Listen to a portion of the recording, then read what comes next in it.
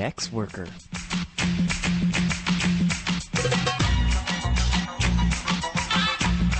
An audio strike against a monotone world.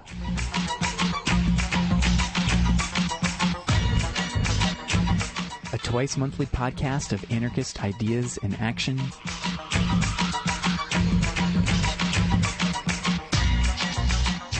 For everyone who dreams of a life off the clock.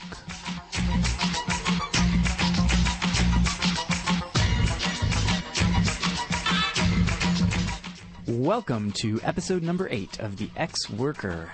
This time around, we're returning to our series of discussions of police in prisons and how to live without them, wrapping up with a focus on resolving harm and conflict without relying on the state. We speak with a member of the prison abolition organization Critical Resistance and profile Support New York, a collective that supports survivors of sexual violence and abuse and facilitates alternative accountability processes. We'll also review Maroon the Implacable, a new collection of writings from political prisoner Russell Maroon Shoats, as well as hearing listener feedback about anarchists and gun control, sharing a letter from political prisoner Tom Manning, and plenty more. My name is Alanis, and I'll be your host. Clara, unfortunately, is out sick this time around. If you've got any feedback on this episode, ideas for future features, or anything else you'd like to tell us, send us an email to podcast@crimethink.com, or you can leave us a voicemail at 202-59-NO-WORK. That's 202-596-6975. And take a moment to rate us on iTunes.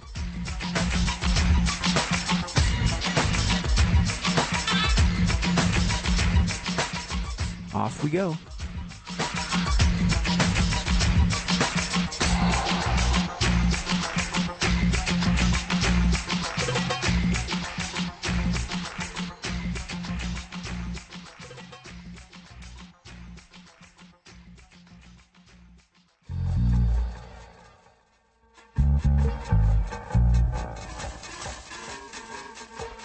Let's kick things off with the Hot Wire, a sampling of news from struggles around the world. In Cardiff, Wales, a group of squatters called the Antagonistic Collective Against Boredom, or ACAB, occupied an abandoned police station. In a statement, ACAB declared, "To have a home is a basic right, not a commodity to be exploited as a resource by landlords for money and by the state to keep us in our place. Taking this building, we act as individuals in a community we have made for ourselves, showing our defiance of the culture of fear the police maintain and our will to resist oppression and support ourselves and one another." In the high-profile German trial of Sonja Suder and Christian Gauger, accused of anti-nuclear and anti-capitalist attacks as part of an underground group called the Revolutionary Cells in the 1970s, non-cooperating witness Sibylle S. was released from custody after 4 months of coercive detention. Similar to our grand jury cases in the Pacific Northwest, New York City, and elsewhere, Sibylle's incarceration was intended to force her to snitch, but she refused, and now she's free, showing the power of solidarity and silence in the face of repression. To learn more about the Revolutionary Cells case and the struggle to free Sonja and Christian, you can visit the links we've got posted on our website, crimethink.com/podcast.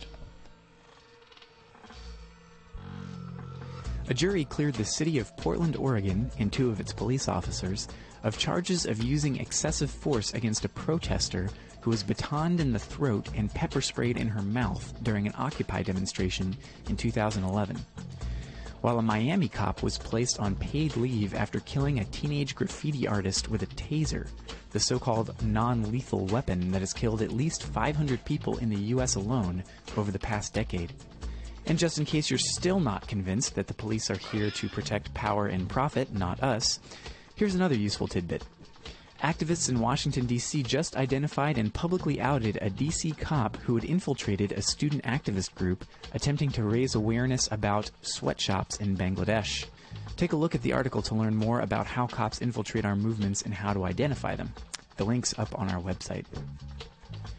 Several days of blockades led by the indigenous group Idle No More and other environmental activists have taken place on the Nez Perce Reservation in Idaho against the transport of a megaload of equipment used for tar sands oil extraction.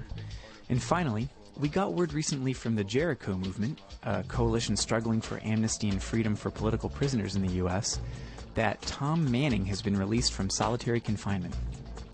Manning is a political prisoner and a veteran of the United Freedom Front, which carried out a number of bombings in the 1970s and 80s as armed propaganda against U.S. imperialism and the apartheid regime in South Africa. His letter to supporters reporting on his transfer out of solitary gives a personal insight into the value of solidarity to change lives on the inside, as well as the determination to keep resisting even after nearly 30 years in prison. Here's what Tom wrote. Greetings from this federal medical prison in Butner, North Carolina. At this time last week, I was released from solitary confinement and am now in a cell block that is integrated into the physical therapy department. Just as they gave no reason why they locked me down 2.5 years ago, they gave no reason now why they released me to general population. Just as they decided to reapprove, it was because of all the support that came from all of you good sisters and brothers out there, who took the time to direct some of your workaday energy this way. And for that, I thank you all, but you all know that. I gotta tell you, the ability to move about some, enjoy actual daylight, talk at length with others in here, not having to shout from beanhole to beanhole or through the air vents, is a layer of oppression removed like a heavy blanket. And now, I join you in my own limited way to send my energies in support of those in solitary confinement, in Pelican Bay, California, in occupied Palestine, ADX, Colorado, and Angola, Louisiana. A nation that finds it necessary to keep 80,000 plus of its people in solitary confinement, as well as more people imprisoned per capita by far than any other nation, is a power without legitimacy, ruling by threat, force, and imprisonment. It is vitally important that we keep our voices loud, fist raised high, so that we may reach the ears, eyes, and hearts of our own neighbors in every community who are still deceived by the image they see in the White House, and begin to see what is really practiced there, day in, day out, and help them understand what it's all about. And help them understand it is not the color of a president's skin, but the content of his character that we must trust him by, that he must be judged by. History is being written. Let us write it the way we want our children to read it. Thank you, Tom, for your courage and your resistance. If you want to get in touch with him, we've posted his mailing address on our website, crimethink.com/podcast.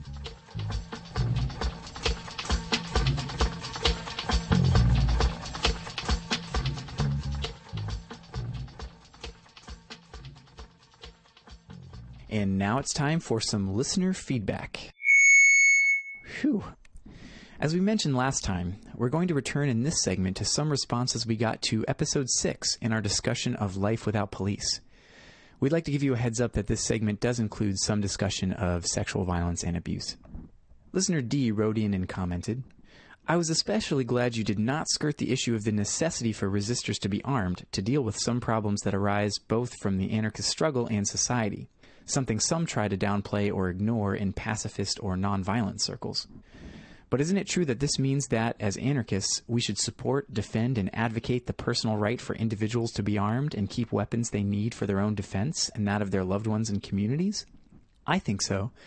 But it seems like some have not made that connection, even as various personages on the left use the revulsion of murderous tragedies that arise out of the great and deep sickness of modern society to call for more and more controls on the personal possession of weapons, all the while ignoring the massively destructive armaments under the control of our class enemies like the police and military, who are silently allowed to do whatever their masters want to us.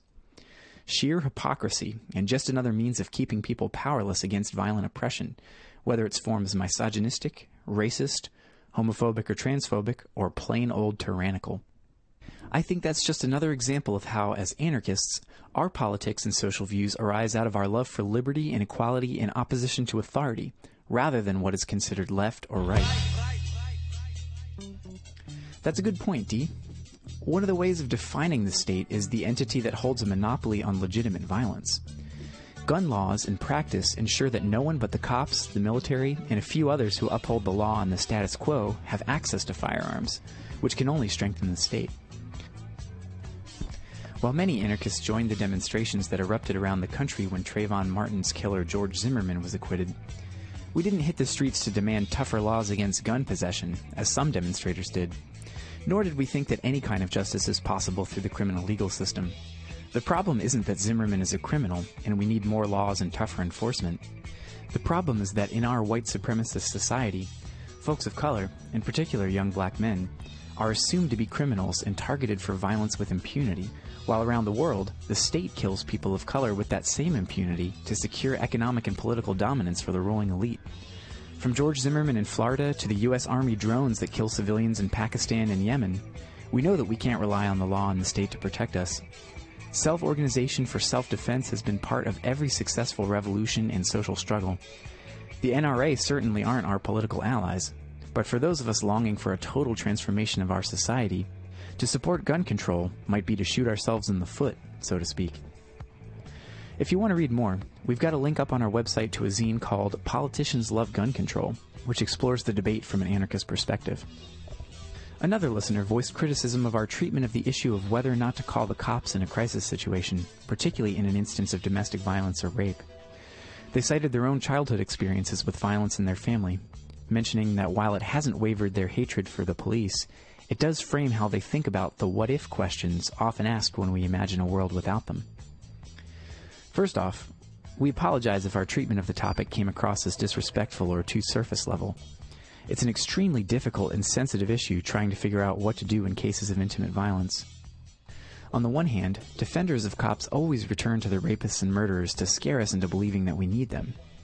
On the other hand, sometimes it's literally a matter of life and death. And if calling the cops is more likely to help us survive another day, people will do it. And who could blame them? If we don't take this issue seriously, anti-police rhetoric may just be hollow militant posturing. The best resource we know of to recommend is the Creative Interventions Toolkit. It's 600 pages worth of ideas, strategies, and real-life stories of how people can respond to intimate violence without the state, combining the insights of a wide range of different communities from whom the organization solicited stories over the years. It's got checklists for safety planning, tips for mapping allies and barriers, resources for supporters and interveners, and a whole bunch of other tools to break down the nitty-gritty details of how to stay safe and address harm outside of the police and prisons. You can find it online at creative-interventions.org/toolkit. A friend of ours who volunteers with groups that support survivors of sexual assault and domestic violence tells us that these agencies, when they were founded as grassroots organizations by feminists in the 1970s, identified the horrible and re-traumatizing ways that police treated survivors of violence as a major problem to confront. Unfortunately, the move in the 1980s towards becoming professionalized, state-funded nonprofits meant that strategies to address this focused on working with police to be more sensitive or to mandate arrests and domestic disturbance calls, rather than devoting energy and resources towards finding non-state alternatives. Groups like Incite Women of Color Against Violence arose in part in response to this failure, since communities of color targeted by state violence often couldn't rely on police and courts for protection in spite of reforms in how some survivors were treated. So we can look towards these multiracial feminist groups for more ideas about safety without the state. Some links are up on our website, crimethink.com/podcast. Keep the comments coming. You can get in touch by email at podcast@crimethink.com, by phone at 202-59-NO-WORK, 202-596-6975, or by leaving comments on the Crime Think blog. Thanks for listening and letting us know what you think.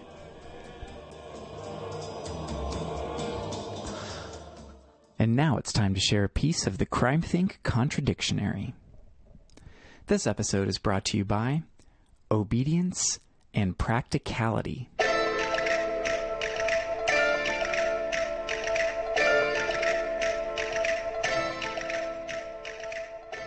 Obedience.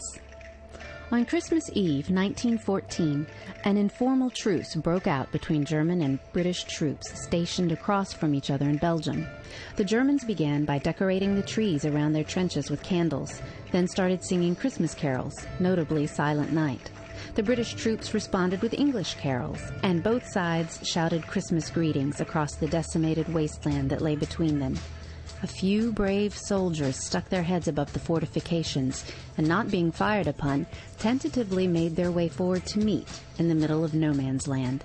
More followed, and soon the enemy combatants were exchanging gifts: whiskey, jam, cigars, chocolate. and warm embraces. The surprise truce enabled both sides to recover the bodies of their slaughtered comrades, rotting where they had fallen in no man's land. Soldiers of both armies joined in funerals and mourned the dead together. The following day, everyone gathered for a football match in the open field.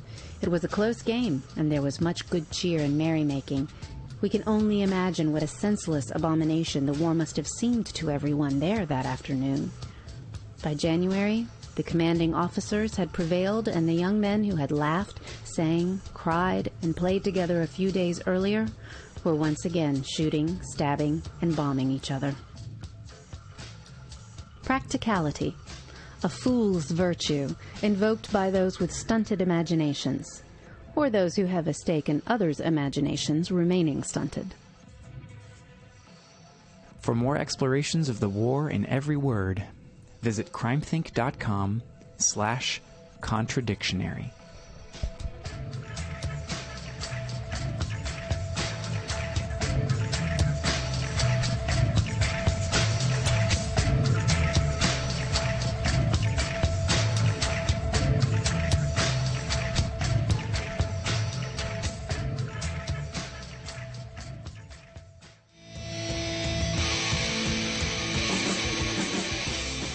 In recent episodes of The Ex-Worker, we've laid out an anarchist critique of the prison system in the police, and we've explored some of the ways folks have stayed safe without cops.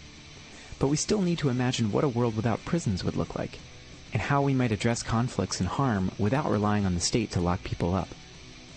In this episode, we speak with Rachel from the organization Critical Resistance, discussing the difference between abolishing prisons versus abolishing the entire prison industrial complex, the movements that have coalesced around this vision, and some of the strategies folks have used to promote accountability outside of the state.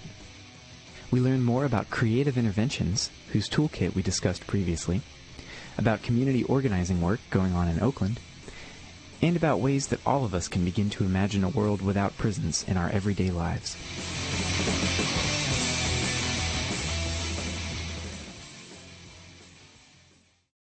I'm here today with Rachel, who is a part of Critical Resistance here in Oakland, California. Thank you so much for speaking with us.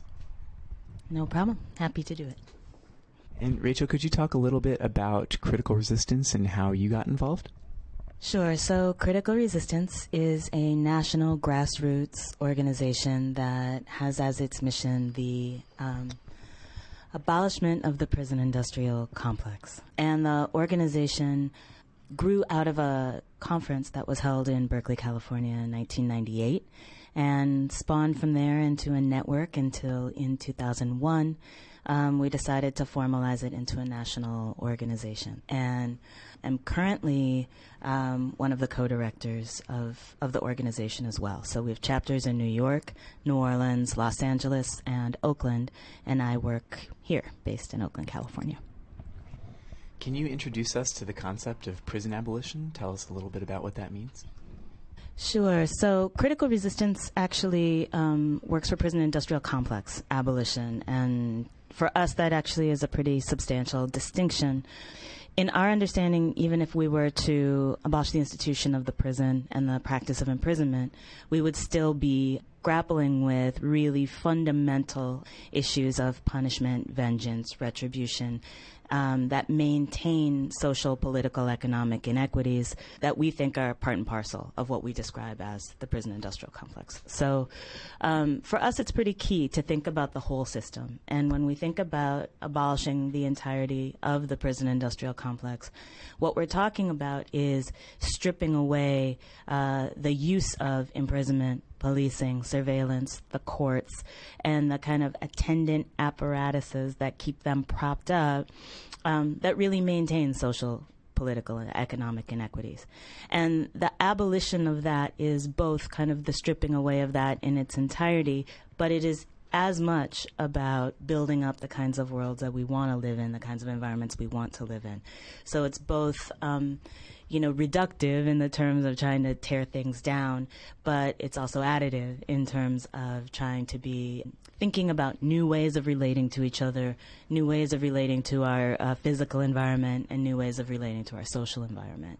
And all of that really has a lot to do with increasing equity, increasing self-determination, increasing liberation. So it's at its core, prison industrial complex abolition is actually a fight for self-determination.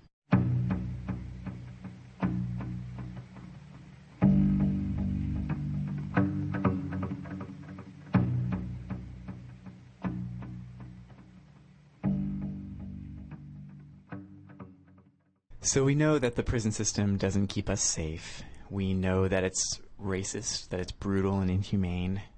And we know that it's a tool of social control by which the state preserves an oppressive and exploitative society. But for many of us, even when we know all of these things, it's still really hard for us to imagine how we could live without it. How can we discuss prison abolition and prison industrial complex abolition with broad groups of people in a way that gives some sense that it could really happen? In my years of doing this, I have found that it's actually much more commonsensical than it might appear from the onset. So I think a couple things are core for me. One is to remember that imprisonment did not always exist as a practice. And it was actually meant to be a reform, right, for corporal punishment or for executions, public executions, right? And so it's not a natural feature of our landscape. It's not a natural feature of our social relationships. It's something that's developed in human history relatively recently. So not pre-existing, which means it could not exist in the future. And while there are fundamental distinctions between prison industrial complex abolition and the abolition of an institution like chattel slavery, for instance, there are some parallels there. So in terms of thinking about slavery, for instance, there was the sense that not only could that institution never be abolished, but it would mean the demise, the economic demise of the entire country, right? And, you know, although that institution lasted for hundreds of years, it ultimately was done away with in its formal sense, right? So we also have historical models that demonstrate to us that things that we thought were never possible to do away with have been undone. So that's, I think, a core thing. And then I think we also know from living and talking to each other in the world that this is a system that fundamentally fails us. And that is a distinction, I think, that from saying that the system is broken, right? One of the core things that we also say is to make a distinction between an abolitionist approach and a reformist approach, is to understand that reformers understand the system to be broken. Reformers have the sense that this system, there's something broken inside of it, right? And with the correct fix, the system could work well.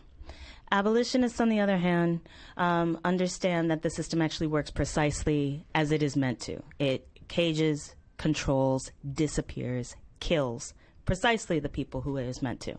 Does that mean that other people don't get swept up in the wake of that? No, absolutely. Other people get swept up in the wake of it. But it also does a very precise job of caging, killing, controlling, disappearing the people it's meant to. So rather than trying to make it work even more efficiently to do that, we understand the need for it to be ground completely to a halt. When I say that the system fails us, I don't mean that it's broken. I mean that it does not allow us to live healthy, empowered, self-determined lives. And I think anybody who's had any contact with somebody who's been locked up, whether that's jail, whether that's prison, whether that's a detention center, whether that's a psychiatric facility, understands how harmful cages are. Similarly, people who experience repeated police harassment, violence at the hands of the state, sentencing procedures, nonstop surveillance also understand how harmful those practices are. So I think when we talk about the common sense that's implied in maintaining the prison industrial complex, it's one that is a strain of propaganda that has a lot of money, resources, power behind it, and a high level of investment in convincing us that we need this thing. So some people call that hegemony, right? Some people understand that to be a way of imagining that we convince ourselves we need something that ultimately hurts us. But most people, I think, understand that the first call doesn't need to be to the cops. The first response doesn't need to be to put somebody in a cage. And I don't know. I feel like that's much, much more people's everyday common sense than the reverse.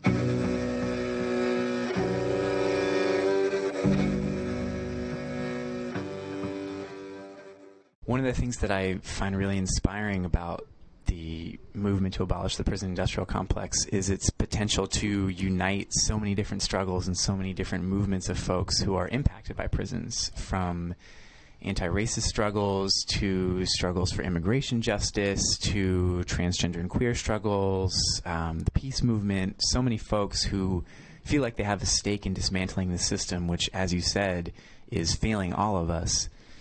At the same time, as you pointed out, there are some really powerful forces who have a stake in preserving the status quo and a lot of resources to do it.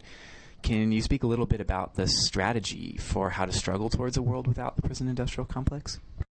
So I think the easiest way for me to describe how critical resistance does it is to talk about our work in kind of three frames. And there are three frames we've started to use over the years to describe how we do what we do. And they are dismantle, change, and build. And so the concept of dismantling, I think, is pretty straightforward, and I spoke about earlier, right? So we try to shut down prisons and jails, prevent any new cages from being built.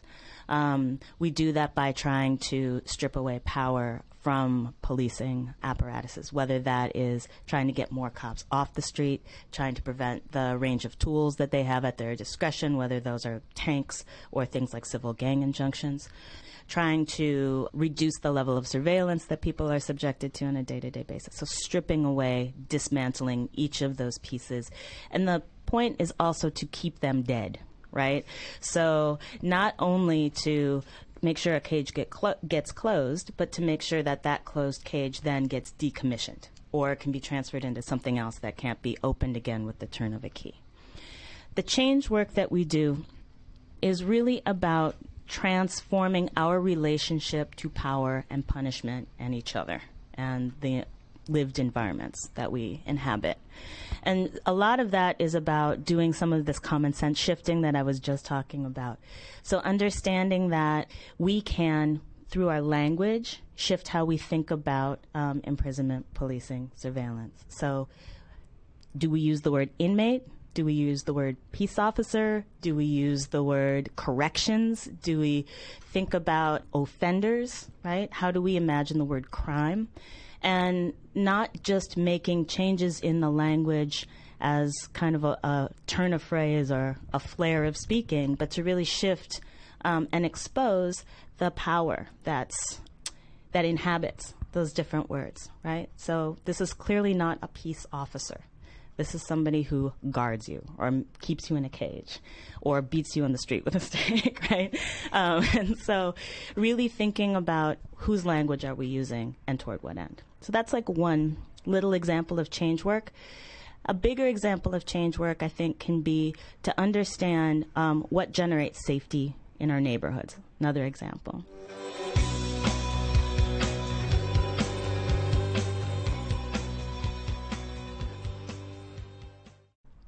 So in terms of the anti-policing work that we've been doing here in Oakland, one of the things that we did work on for years in a coalition of really, really powerful allies was to stop the use of civil gang injunctions in the city of Oakland, California. And so we're really, really proud of that. And that doesn't mean that people don't still get policed in the city aggressively, but again, stripping away that tool. Then in terms of doing that work, fundamentally shifting common sense about who is dangerous in the neighborhood. So, for instance, people named on the gang injunction in East Oakland here, the city council, the city attorney, the police chiefs, referred to as bullet magnets, as the worst of the worst, as a menace. They referred to this neighborhood as a battered woman and a war zone. Scandalous language to be using in terms of where people live and work and thrive. And so a couple of the people who were named on the injunction have been working in collaboration with the rest of the coalition to do projects in their neighborhood. So they do mural projects with local artist collectives. They've started community gardens. They've done block parties. And each of these individual acts isn't necessarily anything super spectacular. They're great acts to do with your neighbors. They're very productive things to be doing in your neighborhood. But the goal of them is not just to have a pretty green space or a lovely picture on the wall. It's to create opportunities to talk with the neighbors, to engage the neighbors in planting or into painting and having conversations about what makes them safe. What do they value in their neighborhood? And what generates real safety, right? And so these people who the city called the worst of the worst, the most dangerous, are shifting the terms of what generates safety and who is dangerous. Do you feel more danger when the cop comes into the neighborhood to cruise and maybe deport you, maybe come in your house, maybe arrest you? Do you feel more danger when somebody who, the city calls a gangbanger comes and says, hey, do you want to come to a block party, right? So that's just a small example, again, of changing.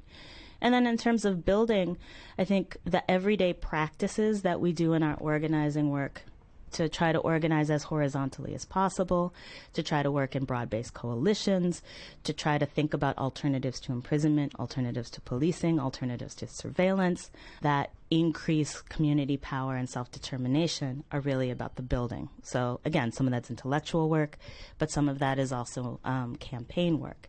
So in terms of that policing example, one of the things that the Oakland chapter is doing now is taking that same space, basing out of a community garden, basing out of a community center where there's pre-existing campaign work, and saying, okay, what would make you feel safer? And starting to grow little projects, block by block, that could address the real harm and fear that people have in their neighborhoods and can create a buffer against which they don't have to call the cops when they start to feel that harm or that fear rising up. So it's slow work. The building work is really, really slow work. And I think people who are critical of the long-term vision of abolition sometimes want a quick fix. And I think we know that the state offers us all kinds of quick fixes that ultimately only further compromise our safety and our power. So we're not invested in quick fixes. We're not invested in kind of smoke and mirror shifts. We're invested in the long term, in building power over time so that it's sustainable.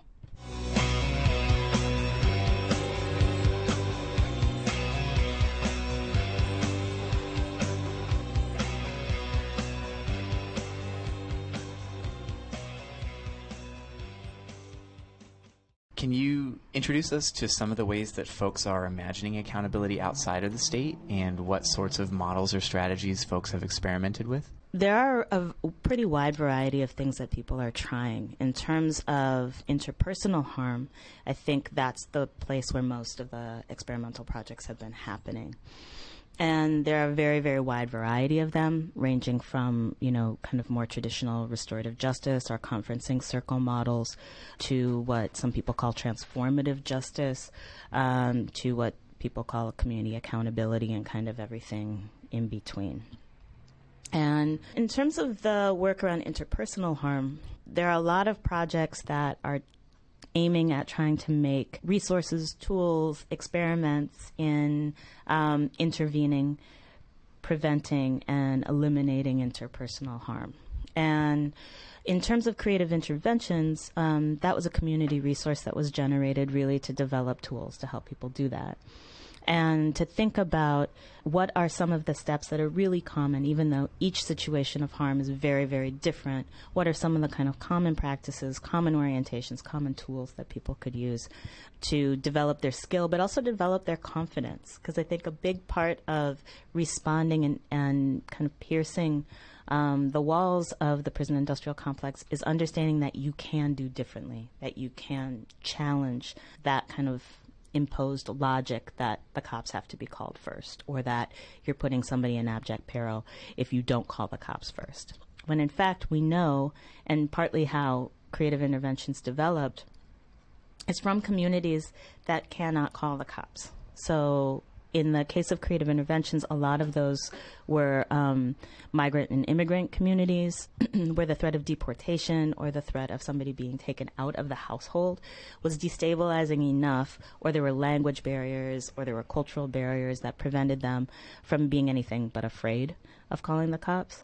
Also queer and trans communities and gender nonconforming communities for whom a lot of experience in confronting the police and other elements of the state really is enacts even more violence than they may have had in their interpersonal situation. In terms of what we've tried, I think we've seen people build teams around situations of violence to support people who have survived violence, but also in terms of the model that we use at Creative Interventions to surround the person or people who have been doing the harm. Some are a little bit cut and dry, but most of them are much, much more complicated than that.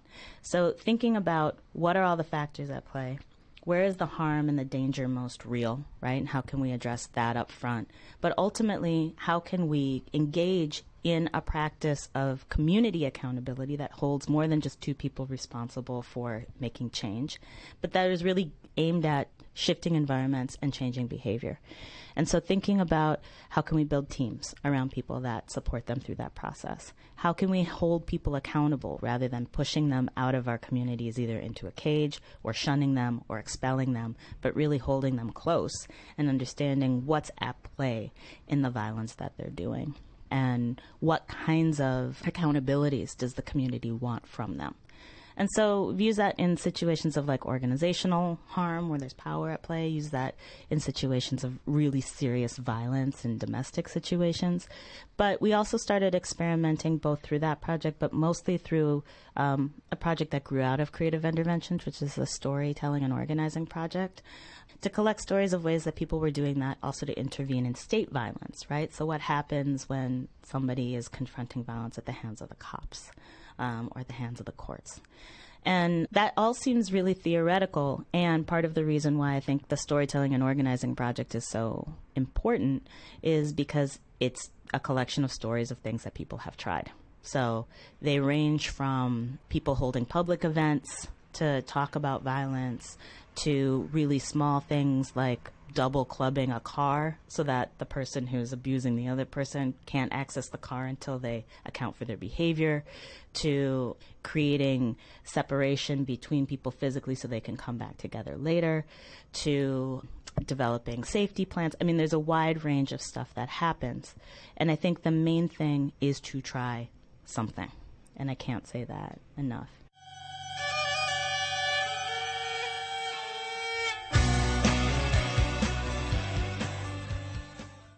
In terms of thinking about alternatives to imprisonment, I think there are already a lot of stuff at play again.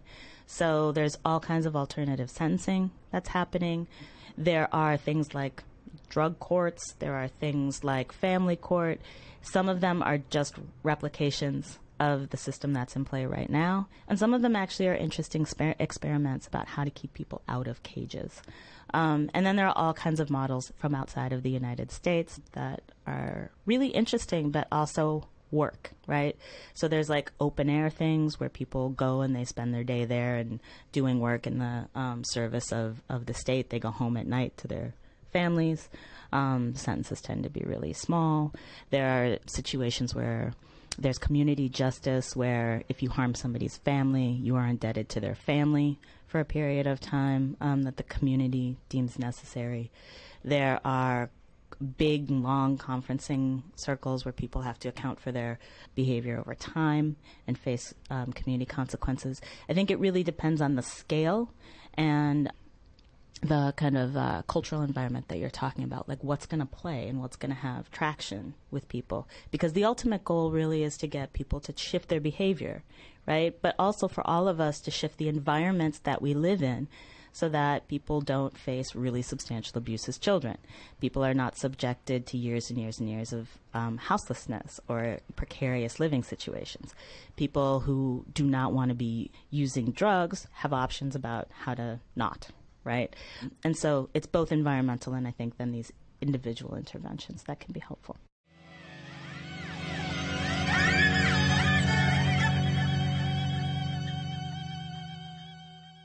For folks who are listening to this podcast and wondering how they can start challenging the prison industrial complex in their own lives and start organizing towards new ways of imagining accountability outside of the state, what are some ways that folks can get started in their everyday lives?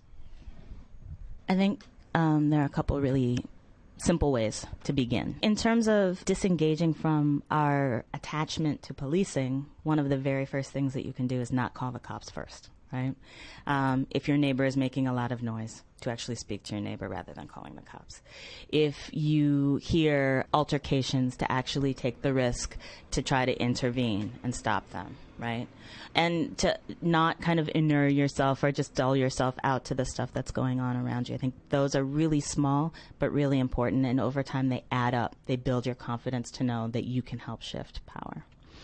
In terms of imprisoned people, I think supporting any efforts of imprisoned people to organize is incredibly important, right? So sometimes there's a criticism of abolitionists that we don't care about imprisoned people and the conditions that they live in, that we're utopian and think, the day-to-day lives of people can be put on hold until this beautiful day when there are no prisons.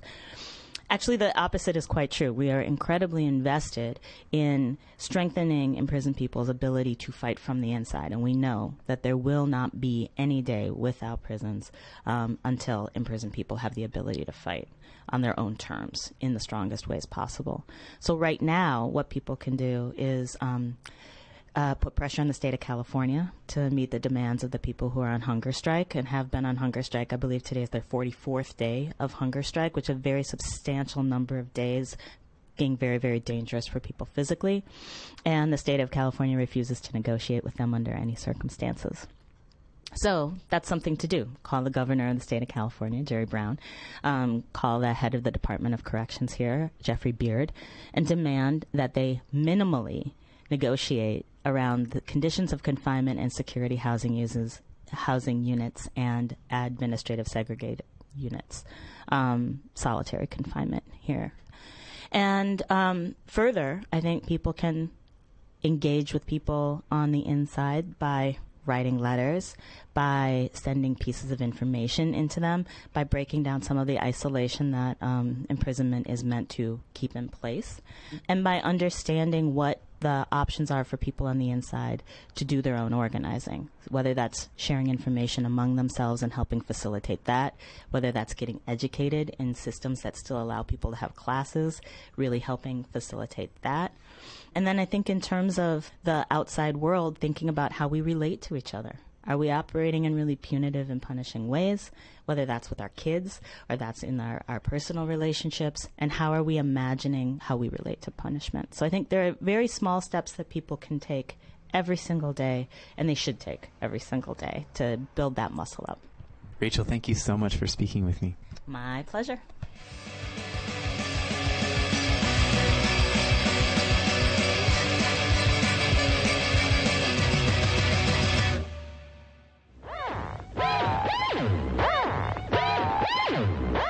Now it's time for the Mugshot, our profile of a contemporary project that's putting anarchist ideals into action.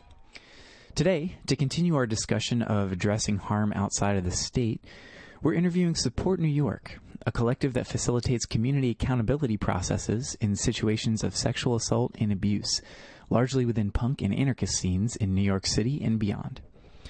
The ex-workers sat down with Kat and Colin recently, who shared their experiences supporting survivors and intervening with people who've been called out for their behavior. Listeners, we'd like to give you a heads up that this segment also includes some discussion of sexual violence and abuse. So I'm Kat, and I've been in Support New York for about 7 years. I am Colin. I've been involved with Support New York for close to the last 10 years. Support New York is a collective of punks and anarchists in the Big Apple who respond to situations of sexual violence and abuse within their shared scene. We're a small group of about 8 or 9 committed people. We work with people who, for whatever reason, don't want to use conventional judicial or government legal means to pursue some kind of accountability. They come to us and we help to create a circumstance where that accountability can be had within the community and outside the structures of conventional legal shit. They combine support for survivors of abuse with efforts to address and resolve the harm that's been done through what they call accountability processes for people affected by sexual assault and intimate violence. I think the simplest way to define accountability is just being responsible for the outcomes of behaviors one has committed to both the person harmed by those behaviors and the community. This looks different in different situations. For some, it may simply mean taking responsibility for one's behavior and apologizing, and perhaps reading some books or zines. For others, it might entail a longer and more involved process of pursuing counseling or therapy to challenge ingrained patterns, respecting demands to avoid contact or certain spaces, offering reparations, or other steps. As a core principle, the survivor in the situation guides what happens, with supporters and mediators there to help out. The point is to actually address the harm done and its root causes, rather than satisfying some abstract notion of justice defined by the state. We're not trying to be cops that look at the situation and determine, like, what are the facts and who's at fault and, what really happened. We decide, like, what do people need. We listen to everyone's story and we look at the needs.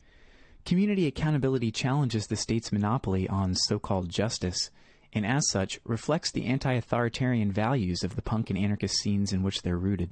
Kind of trying to build models that create a structure where accountability can be had within the community without relying on prisons is obviously pertinent to any anarchist community. So basically, instead of relying on the state to tell us what to do and how to treat each other and what to do when someone treats someone else badly, we get together as a community and decide for ourselves what the best way is to treat each other and how to show respect and what to do when people cross boundaries or are abusive or hurt other people.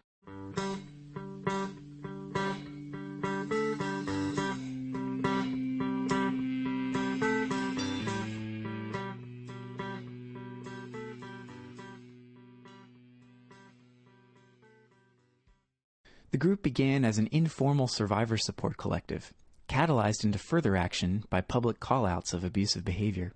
So at the outset, the genesis of Support New York, there was people talking about, like, well, we want to have just kind of a personal support group for survivors to just hang out and talk to each other and kind of help each other deal with the PTSD and the general difficulty of whatever, that arises from that. Simultaneously, a couple of close friends were in problematic relationships. So this zine came out calling out the people involved in those relationships. It was a good way to kind of galvanize the community to get together and realize there was a need to create this space for healing. They had seen similar situations unfold before and create devastating splits in their community because people didn't know what to do. One person was called out for abuse, and it literally split the community apart. Years after, people were still on one side or the other, and everyone you felt like you got to take sides, and it turned from a thing that could be this accountability and transformation process, and turned it instead into this war that really killed this really good activist scene that was going on at the time. And I was really disappointed in that, and also really frustrated at the time that people weren't better at communicating and holding people accountable. Back in the day, the only answers were that either the abuser or perpetrator had to leave town, was kicked out of the scene, or it had to be ignored, swept under the rug. That was your two options. On the one hand, if you kick someone out, not only will they not learn, but they're going to take their behaviors to whatever new town they go to. And obviously ignoring and sweeping under the rug is not going to solve anything. It's going to be more harmful to the survivor. I guess I got into the work as maybe this third option that several of us were trying to find to deal with these situations, because they kept seeming to come up. Beginning as a collective to offer support for survivors, they started from one core principle: unconditional survivor support. That was the idea, because what we had seen in a lot of communities was somebody gets called out, it tears the community apart, and everybody picks sides, and then essentially, if the person that did the harm was more popular or a better activist in major finger quotes, or played in a cool band, then the survivor was essentially tacitly run out of town by just there being no support for them. And so we decided that's fucked up, and what we can do is provide support to survivors no matter what. Since then, things have progressed, and we moved on from only doing survivor support to also doing accountability processes for perpetrators.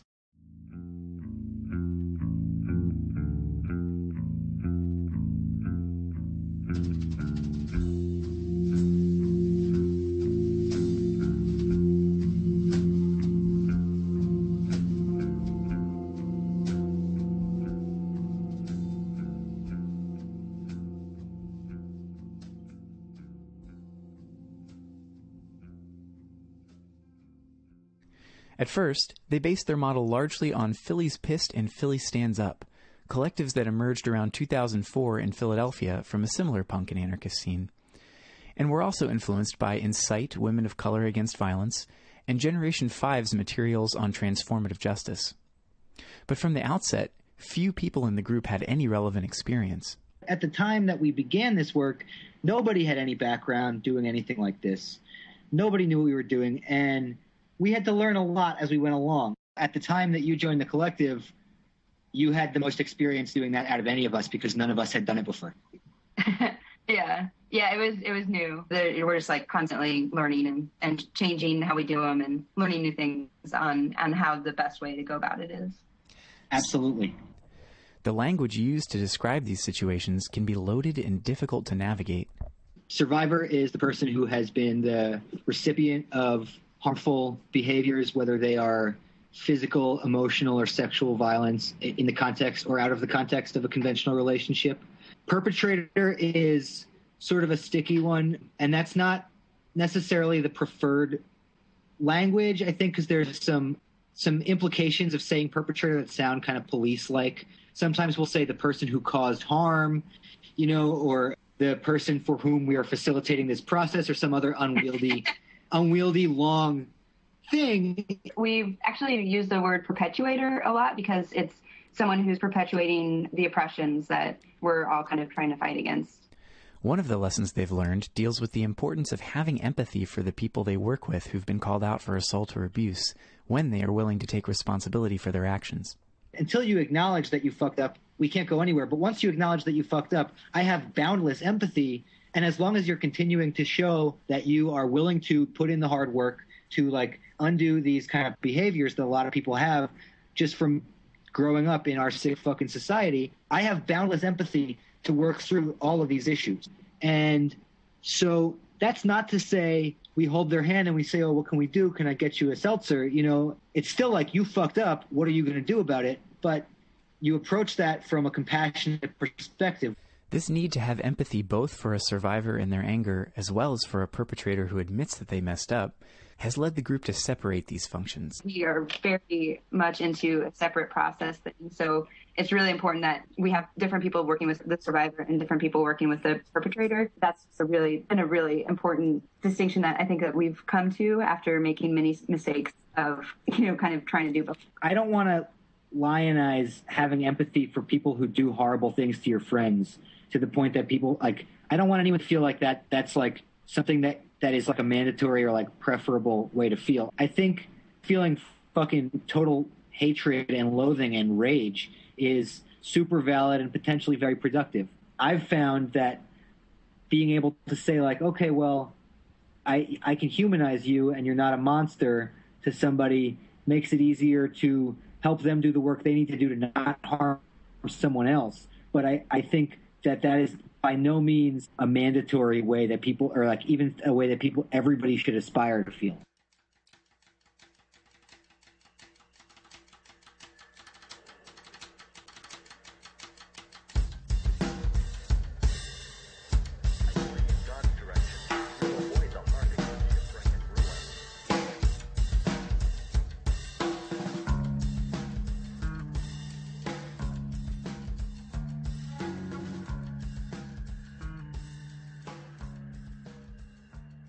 As the collective continued their work over many years, their model evolved as they figured out by trial and error what made sense in their context.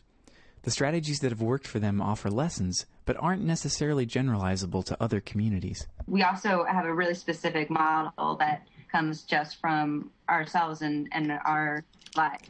We were a bunch of punks that came together that had these specific situations going on, and we, we're really in a mostly punk anarchist community. And it's, it's kind of insular and doesn't necessarily go over into every other community. So what we started to realize is that instead of, trying to make some model that would fit for every community and in every situation, we take what we've learned from our mistakes and our growth and our studying, and we try to train other people who are interested and help start other groups. Every community and group is going to have its own needs, and knows a lot more than you probably think you do of how to handle a conflict like this. Hopefully one day we will be totally obsolete. But we're not right now. And I think I can say with certainty that every single person listening to this, whether they know it or not, this is an issue in your community, because this is an issue in every community. They emphasize that creating a culture of care, both within the collective and through the skills and values they promote in their support and accountability work, leave them and their networks stronger in all the other kinds of action they do. Practicing the care that you want to see in the world in your own actual life is the most important and easiest and most organic step you can take towards making this work a reality, like practicing it with the people that you love and the people that you hang out with, and it's just, and like creating communities that do actually have each other's backs in tangible, fucking actual real life ways. It doesn't get more real than that. And again, how does this tie into, anarchist or anti-authoritarian shit? That's a lot of the kind of more theoretical aspects of these political inclinations put into genuine practice in front of your face every single second of your life. That's not to say you shouldn't also be working to dismantle the like broader and bigger power structures, but don't forget that this also applies to just the way you interact with every single human you interact with.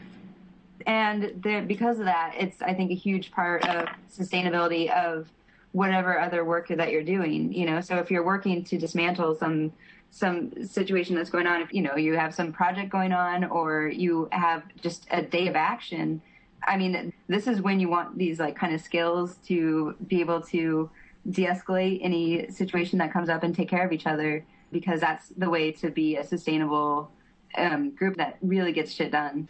They encourage everyone to seek out resources and to contact them with any questions about the work they do or how to get started. People should totally contact us if you want. Yeah, our email address is supportnewyork, all spelled out, at Gmail, and the website is supportny.org, supportny.org.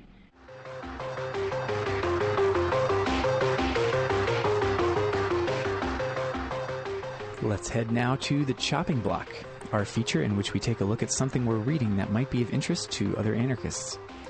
This episode, we're reviewing The Implacable Maroon, the collected writings of Russell Maroon Shoats. In the early 1970s, an active black liberation movement flourished in Philadelphia, in spite of deadly police repression. In 1972, a Black Panther Party organizer by the name of Russell Shoats was captured, charged with an attack on a police station, and sentenced to life in prison. Over the next decade, he escaped from captivity twice, earning the nickname Maroon. Since the early 90s, he has languished in solitary confinement, intended by prison authorities to prevent him from organizing among fellow inmates and to break his rebellious spirit. What has the pretext been for putting you in isolation? Is that I'm just too much of a danger to the overall system. Well, I mean, that's vague. Aren't all prisoners a danger to the system? Well, in my case in particular, I've escaped more than once, and I've attempted to escape more than once. So they always use the escape mainly. You have one of them Kunta Kinte complexes. I absolutely have a Kunta Kinte. My name is Maroon. I'm not about staying in an oppressive situation. You ain't about staying. Hell no. Anybody who sits up in prison and don't try to go. I know we was trying to sit you down just now. You said you more comfortable staying. That's out the question. They must don't know what them guns and guards and fences and wire and all that crap is for. Not only has Maroon survived and remained defiant, he has consolidated decades of struggle, study, and reflection into a series of brilliant writings. Some of them have circulated as zines or pamphlets among Books to Prisoners projects and radical reading groups. But now, PM Press has released Maroon the Implacable, a collection of nearly 20 years' worth of essays and interviews alongside information on his case and statements of support from other writers and radicals. Maroon's essays cover a variety of topics, all sharing his sharp anti-racist and anti-capitalist analysis, and written in an accessible style. Several pieces, including Death by Regulation and Message from a Death Camp, address his experiences of political repression and control units in prisons. Others, such as black fighting formations and the real resistance to slavery in North America, unearth little-known radical histories, from armed groups during the Civil Rights Movement to the legacy of runaway slave resistance. The essay Respect Our Mothers, Stop Hating Women tackles sexist blind spots in revolutionary theory, contrasting what he calls patriarchal socialism with feminist subsistence perspectives, while other interviews cover the history of the black liberation struggle in Philadelphia and his thoughts on the Occupy movement, violence, and feminism, or as Maroon prefers, matriarchy. In my favorite piece of the collection, titled The Dragon and the Hydra, he draws on histories of insurgent slaves and maroon guerrillas who successfully challenged empires to articulate a vision of revolution that rejects centralization and vanguards in favor of a mosaic of oppressed sectors acting in concert. Clarifying his own politics, he writes, "First off, let me state that I'm not an anarchist. Yet, a lot of what you'll read here is going to look a whole lot like anarchism. To the anarchist reader, what follows cannot properly be termed anarchism simply because the practitioners themselves never knew that word, nor were they in contact with people of that view, as anarchism is a European ideology, and these parties, for the most part, were Africans and Amerindians with very limited input by a small number of outcast Europeans. Further, all of the struggles written about here had pretty much taken off and gained success prior to that concept's spread, under its classical anarchist thinkers and practitioners. Still, the affinity between anarchism and the following is not rejected. On the contrary, it's welcomed as a sister set of ideas, beliefs, and concepts, as long as the anarchists understand that they stand on equal footing in a spirit of intercommunal self-determination. And this is precisely why anarchist readers should engage with Maroon and his ideas.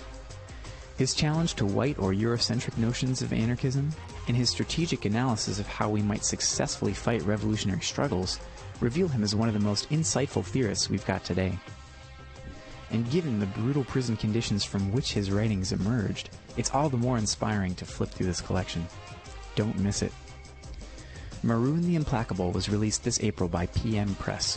You can learn more about Maroon in the book at russellmaroonshoats.wordpress.com. We have links to some of the individual essays contained in the collection up on our website, crimethink.com/podcast.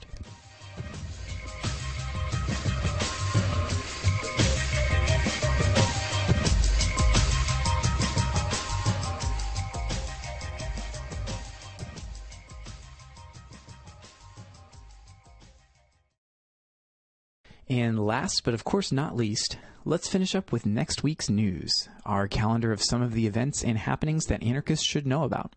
There are several radical camps taking place across Europe in the coming weeks. In the UK, right now through the 20th, there's a Reclaim the Power protest camp opposing natural gas extraction, which relocated to Balcombe in West Sussex, site of the ongoing anti-fracking mobilization we reported on in our last episode. And from August 26th through September 7th, the Trident Plowshares Summer International Disarmament Camp, an anti-nuclear gathering, will take place in Bergfield. On the 23rd, an active resistance camp against development of the MAT high-tension electrical network will begin in Girona, Catalonia, Spain. The MAT line, which stands for Muy Alta Tensión, or Very High Tension, is an electrical motorway planned by the French and Spanish states to send electricity from French nuclear power plants and other sources around the region.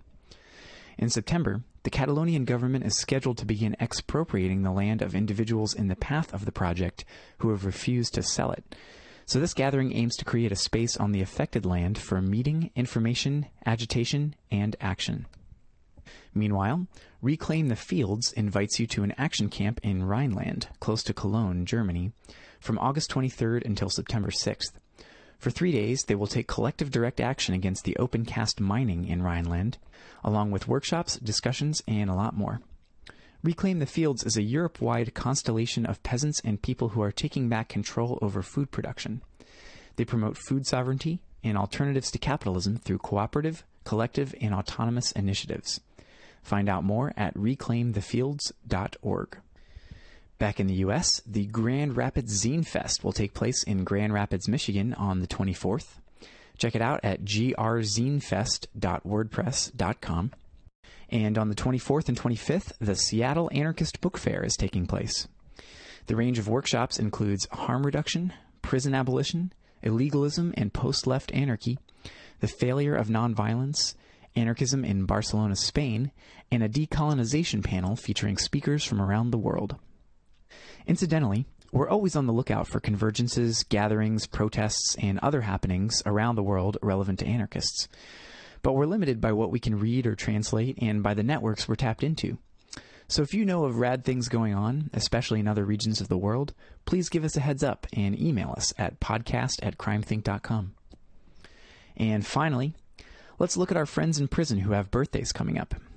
On the 23rd of August, Malachi Shakur Latine, a former Black Panther and underground Black liberation fighter. And also on the 23rd, none other than Russell Maroon Shoats, whose writings we discussed earlier in the chopping block. Send him a birthday card, check out his writings, organize a support event, do whatever you can to show some love for one of the fiercest and most insightful fighters locked up today.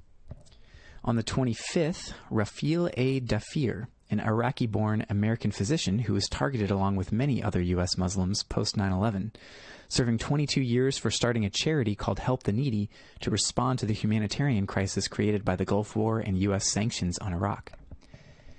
And on the 31st, former Black United Front revolutionary Ronald Reed.